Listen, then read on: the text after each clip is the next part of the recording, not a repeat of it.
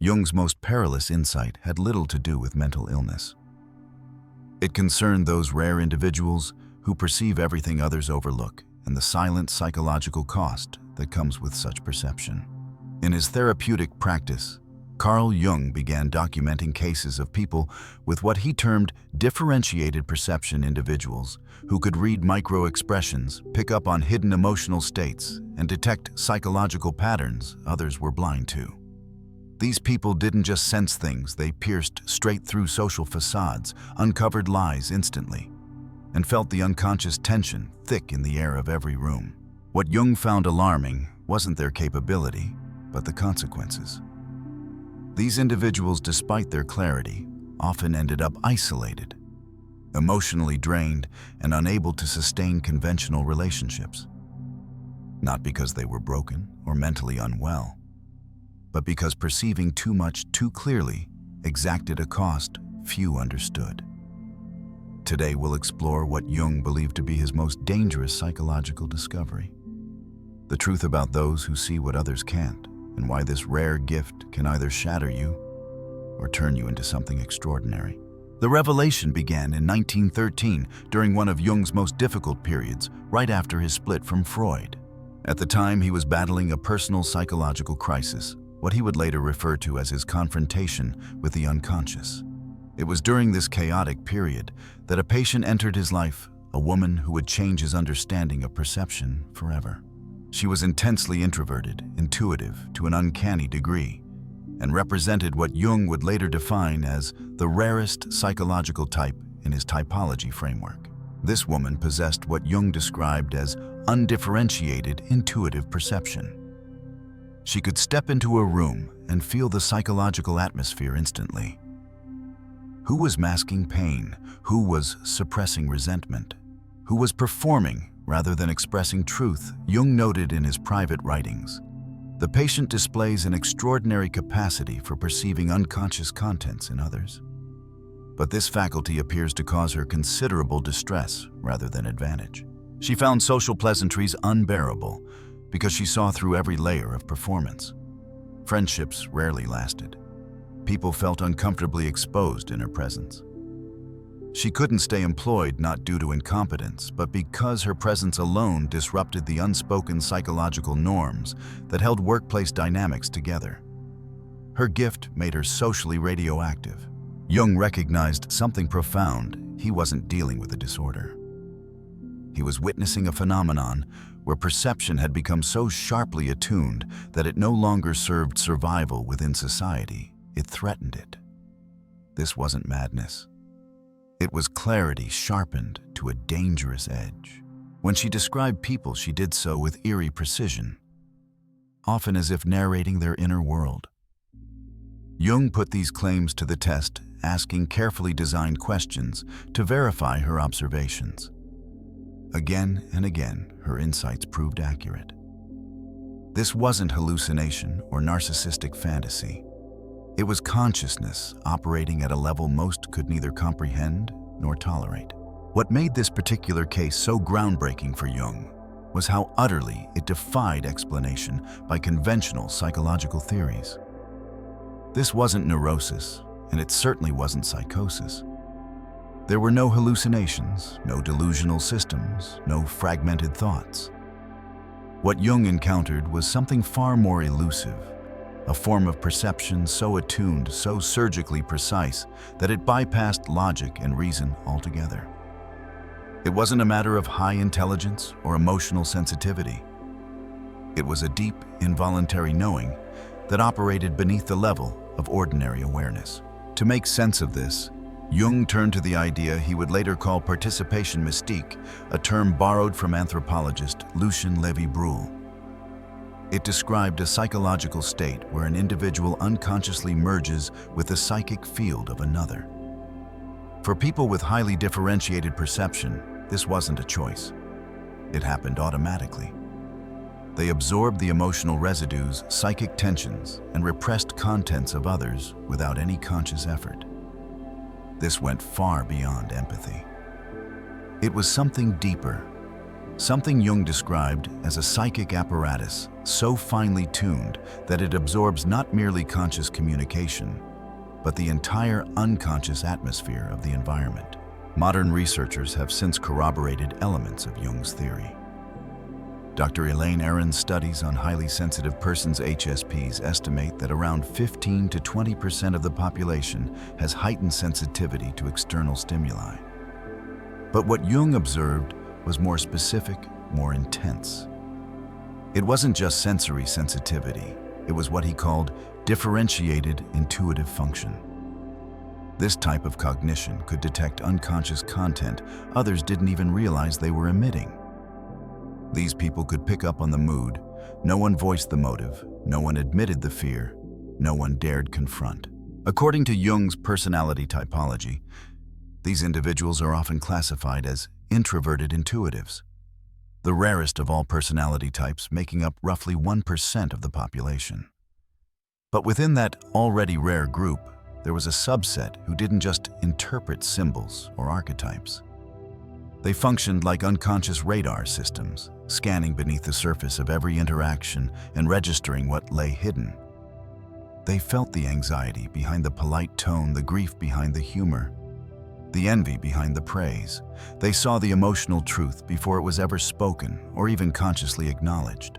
Jung noted that the true danger wasn't the ability to perceive, but the consequences of it. The danger, he wrote, lies not in the perception itself, but in the psychic isolation it creates. When others cannot bear the clarity you bring, they withdraw. When your insight unsettles the status quo, you become a threat. Not because you act out, but because you expose what others would rather keep hidden. In this way, the mirror becomes the enemy, not because it's distorted, but because it reflects too much truth. This leads directly into what Jung termed the problem of the superior function. When your greatest strength, your intuitive insight, becomes the very reason you're excluded, dismissed, or attacked. Your gift transforms into a source of suffering. You don't lose your capacity to see. Instead, you begin to wonder whether seeing is worth the cost.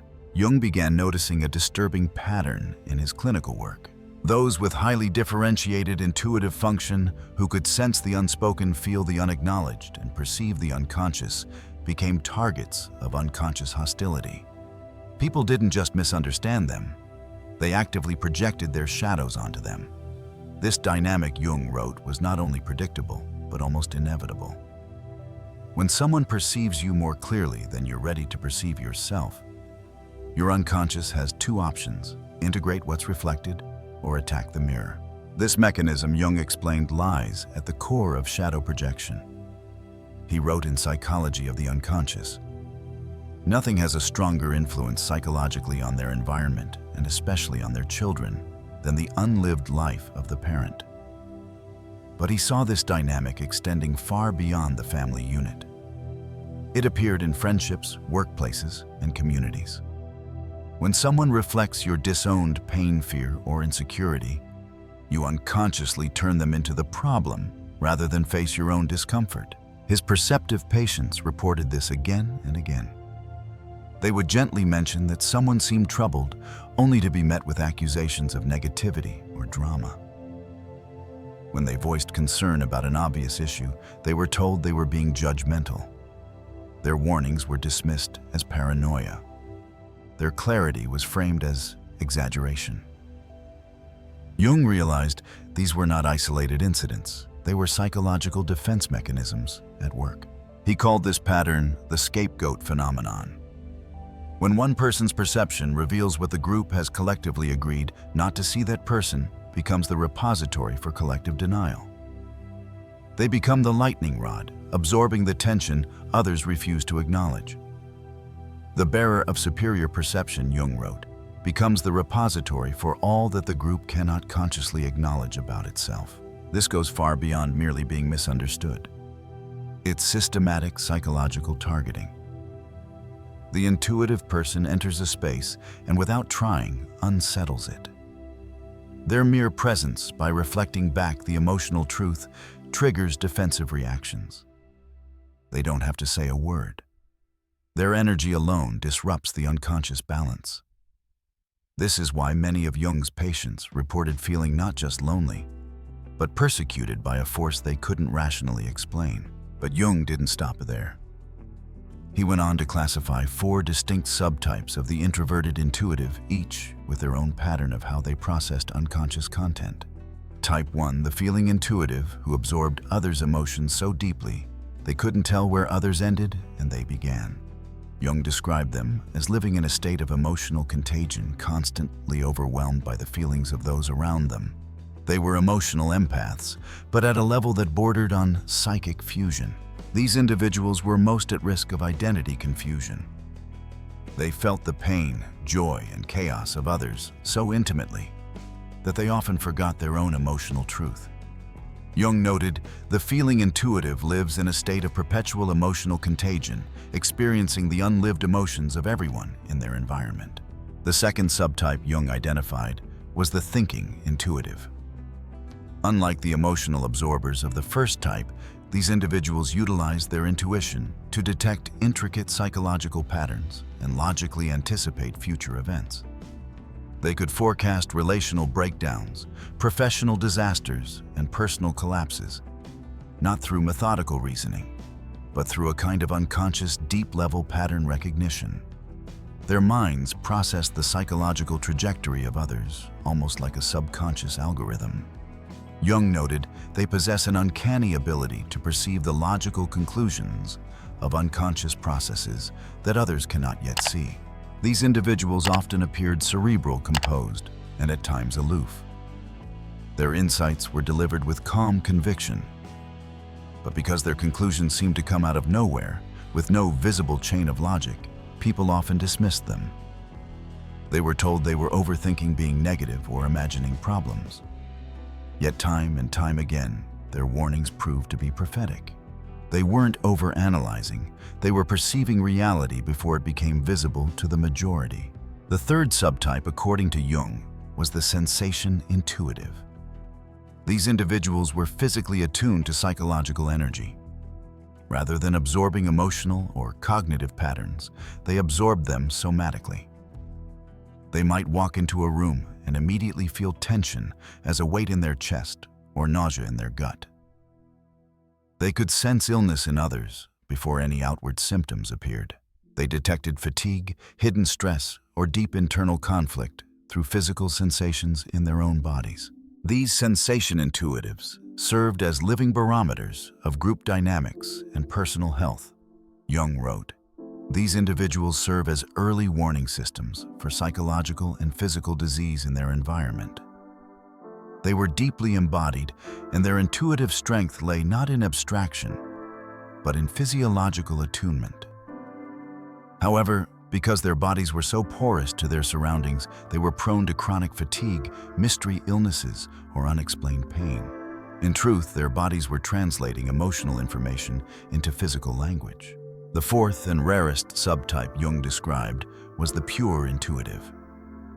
These individuals possessed undifferentiated auxiliary function, meaning they saw everything but couldn't easily organize or express what they saw. Their consciousness operated like a wide-open receiver, constantly flooded with impressions, visions, insights, and fragments of psychological data.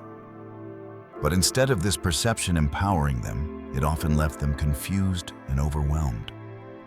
They lived in a state of psychic overload, unable to discern what was useful or relevant. Jung wrote, they live in a state of perpetual overwhelm, receiving vast amounts of unconscious information without adequate psychological structure to process it constructively. These were often the people labeled weird, spacey, or too sensitive. But Jung understood they weren't broken, they were overloaded. Their perception outpaced their psychological capacity to interpret it. What they needed wasn't medication or suppression, it was integration and containment. Recognizing your intuitive subtype is more than an intellectual exercise. It's the first step in what Jung called the integration challenge. Because each type faces its own risks, emotional fusion, intellectual detachment, physical depletion, or existential confusion. Each requires a different path to transformation. But no matter the subtype, one truth remained: perception alone was not enough.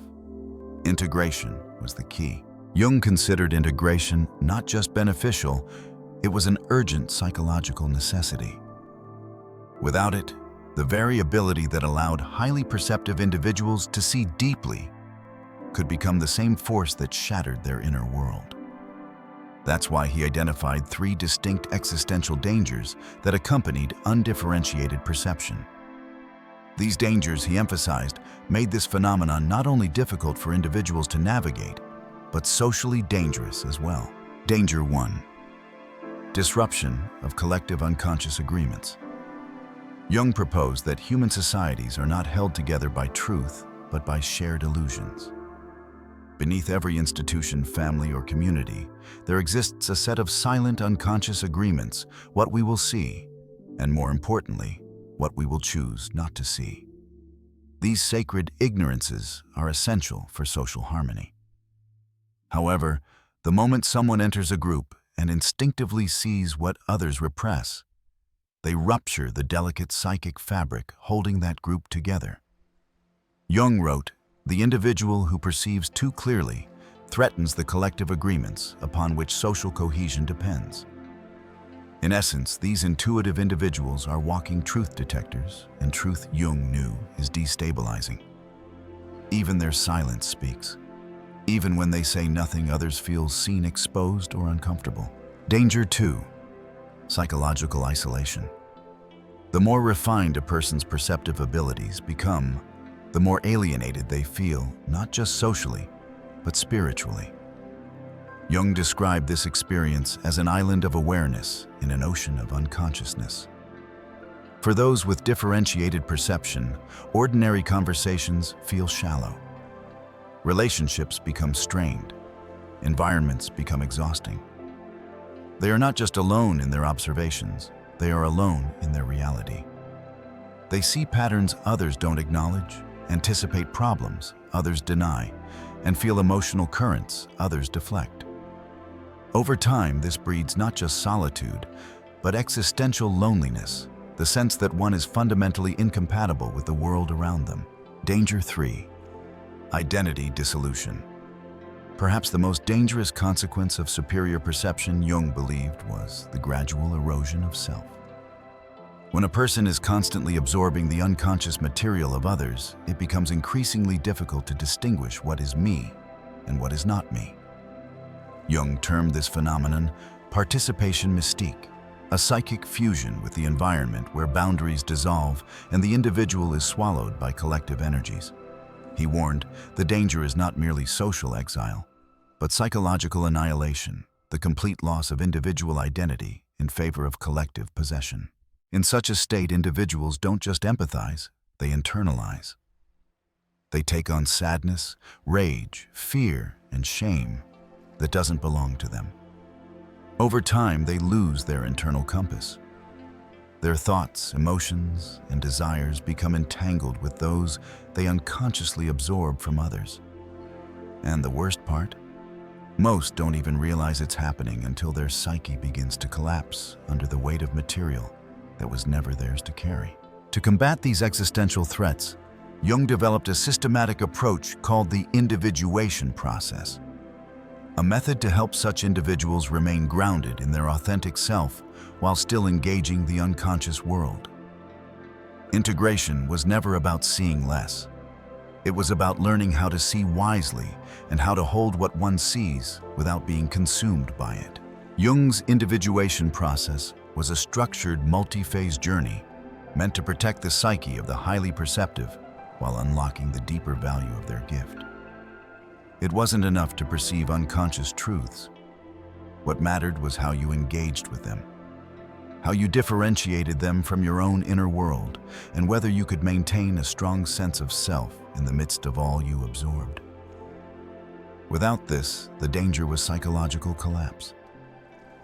But with it, perception could become transformative. Phase 1: recognition and differentiation.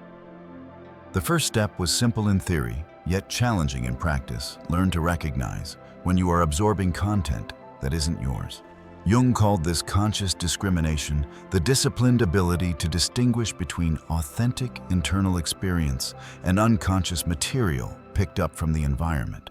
He emphasized that no real growth was possible without this awareness. The first task, he wrote, is to establish what belongs to you and what belongs to others. Without this discrimination, there can be no individual development. To support this process, Jung advised his patients to spend time in complete solitude every day. This wasn't a recommendation for isolation, it was a prescription for clarity. Only in stillness could the swirling mixture of internal and external impressions begin to settle. Solitude functioned like a filter, allowing one's authentic psychological voice to emerge while helping purge what had been unconsciously absorbed. Phase 2. Shadow integration. Once the perceptive individual could distinguish between their inner truth and external content, the next step was facing what Jung called the shadow.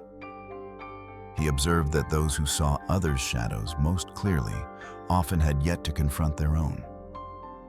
The more we deny our own capacity for envy, manipulation, or cruelty, the more disturbed we become by seeing those traits in others.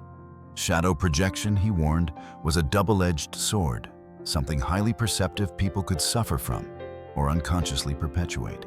Everything that irritates us about others, Jung famously wrote, can lead us to an understanding of ourselves, but only if we have the courage to look inward. Shadow integration required honesty, humility, and a willingness to accept the full range of human traits within oneself. The goal wasn't to purge the shadow, but to reclaim it. When we own our darker impulses, they no longer control us from the unconscious. This allowed the perceptive individual to observe others without judgment and engage their insight with compassion rather than projection. Phase 3. Conscious participation. The final phase involved something rare: the ability to engage with the unconscious of others without losing yourself in the process. Jung called this conscious participation the art of serving as a bridge between the unconscious and the conscious, between the individual and the collective. Those who mastered this could make the unconscious conscious for others without sacrificing their own psychological integrity. This required developing what Jung referred to as psychological containers, an internal structure strong enough to temporarily hold the psychological material of others without confusing it as one's own. These containers gave structure to perception, allowing individuals to engage empathically but not absorbingly. In short, it was the ability to witness without becoming overwhelmed. Jung understood that superior perception wasn't just a personal trait, it was a collective service. Those who could see unconscious material clearly played a vital role in the psychological evolution of humanity. But only when they learned to integrate their perception consciously. To illuminate the contrast between failure and success in this process, Jung examined historical figures, individuals who either collapsed under the weight of their perception or transformed it into wisdom. One tragic example was Friedrich Nietzsche. Jung admired Nietzsche's philosophical depth and penetrating insight into human nature. But he also saw a cautionary tale in the way Nietzsche handled his perception. Jung believed that Nietzsche had extraordinary intuitive clarity. He could see through social, religious, and philosophical facades with terrifying precision. However, instead of channeling his insights into constructive transformation, Nietzsche became increasingly identified with his superior function. Jung wrote, Nietzsche possessed extraordinary insight into human nature, but he remained identified with his superior function rather than integrating it into a balanced personality. Nietzsche used his clarity as a weapon against society, religion, morality, and even himself. In doing so, he became alienated and ultimately psychologically destabilized. His brilliance became his burden and eventually his downfall. For Jung, this was the archetype of what happens when superior perception remains unintegrated. The individual becomes consumed by what they see rather than transformed by it. On the other hand, Jung found a model of successful integration in the medieval mystic Meister Eckhart. Eckhart, too, had what Jung called mystical intuition, the ability to perceive psychological and spiritual truths far beyond the norms of his time. But unlike Nietzsche, Eckhart learned to deliver these truths in a way that invited transformation rather than resistance. He spoke with compassion, humility, and deep understanding. Jung wrote Eckhart transformed his superior perception into wisdom that could nourish others without overwhelming them. The key difference Jung observed was conscious humility. Eckhart didn't see his perception as a badge of superiority. He saw it as a gift to be handled responsibly. His success came from the awareness that perception is not for domination, it's for service. And that insight, Jung believed, made all the difference. While Nietzsche's perception isolated and tormented him, Eckhart's perception connected him to others and elevated them. Jung also used his own life as a case study. During his personal psychological crisis from 1913 to 1919, what he later called his confrontation with the unconscious, he was nearly overtaken by the intensity of his own perception. He feared psychosis and at times questioned his sanity. What saved him, he wrote, was the very process he would later prescribe to others. By applying the individuation principles to himself, he survived. He didn't suppress his perception, he gave it structure. Jung's transformation taught him that superior perception wasn't pathological. It was evolutionary. It was the psyche's attempt to evolve beyond the current limits of collective awareness. But evolution, he realized, could only occur through integration. This realization reshaped how Jung worked with his patients, particularly those who exhibited signs of highly differentiated perception. He came to understand that these individuals weren't broken or dysfunctional. They were often simply ahead of their time. Their experiences of alienation, overwhelm, or confusion were not signs of disorder, but evidence of consciousness attempting to outgrow the narrow confines of the collective unconscious. Jung wrote, "The individual has always been the carrier of the living spirit, the one who brings about the change in society." He emphasized the importance of relationships in this journey. No one, he believed, could integrate superior perception in complete isolation. The individual needed what he called the few who understand people capable of engaging with differentiated consciousness without defensiveness, projection, or fear. Jung identified 3 key types of relationships that were crucial for the psychological well-being of highly perceptive individuals. Type 1 fellow individuated persons. These are individuals who have already undergone their own deep process of individuation. They recognize another individuated person instantly. There is a quality of presence, authenticity, and psychological depth that cannot be faked. These connections are often immediate and intense. When they occur, they provide rare spaces where the perceptive individual can express their full range of insight without being attacked or misunderstood. Jung called these people members of the conscious minority, a scattered but essential group within any society. When 2 individuated minds meet, there's an ease of communication that bypasses social norms and touches the archetypal. Type 2, those engaged in individuation. These are individuals actively working on themselves through therapy, inner work, spiritual practice, or consistent self-reflection. They may not possess advanced perception, but they value depth and self-awareness. They are open to feedback, capable of sitting with discomfort, and willing to explore unconscious material. Jung wrote, "Those who have begun to know themselves can bear to be known by others." These relationships are fertile ground for growth and mutual support. Here, the perceptive person can test and refine their insights with someone willing to dialogue, not defend. Type 3 natural containers. Perhaps the most underappreciated type, these are individuals who, while not deeply perceptive themselves, possess emotional maturity and psychological stability. They don't react explosively when confronted with uncomfortable truths. They listen, reflect, and remain grounded. Often these are people who have weathered significant life experiences and developed a natural capacity to hold space. Jung referred to them as having container function. They could hold the psychic content of others without being overwhelmed. They're calm in emotional storms and can support insight without needing to control or fix it. Jung also emphasized strategy. He taught a method called the gradual revelation protocol. It involved 5 deliberate steps. Begin with small, non-threatening insights. Observe how the other person responds. Do they become curious or defensive? Slowly increase the depth of what you share. Always frame your observations as offerings, not pronouncements. Withdraw or adjust if the person shows signs of psychological flooding. This approach ensured that the intuitive didn't overwhelm others or sabotage connections.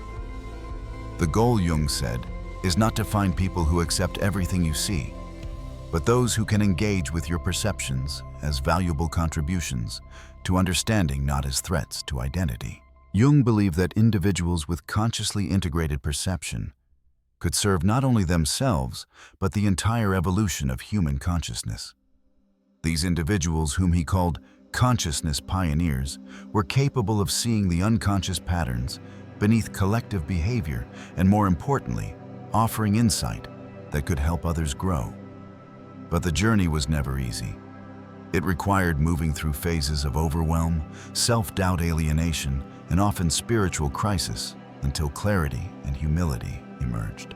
He wrote, "The individuated person serves the collective not by sacrificing their individuality, but by developing it so completely that it becomes a gift to the whole." That development meant learning not just to see, but to hold what they saw without being broken by it. This is why he called integrated perception cultural medicine, not because it cured others, but because it expanded what others could consciously handle. The world rarely recognizes these individuals at first. Many live in obscurity, quietly absorbing what others ignore, healing what others deny. But as Jung understood, what is not brought to consciousness comes to us as fate. The unspoken truths, the emotional blind spots, and the cultural shadows, these will erupt into the world in destructive ways unless people brave enough to perceive them help bring them into the light. You, the one who sees what others miss, you are not too much. You are exactly what this era of human development needs. But only if you choose the path of integration. Only if you choose to transform your gift from something that isolates into something that illuminates. If you resonated with this journey, if you saw yourself in Jung's description of the differentiated intuitive, share your thoughts in the comments. Are you a feeling intuitive? A thinking one? A sensation intuitive? Or perhaps a pure channel struggling to make sense of your perception? And don't forget to like, share, and subscribe to our channel for more insights into Jungian psychology, high-level perception, and the evolution of consciousness. There's more to come. Your perception is not a problem. It's potential. Let's develop it together.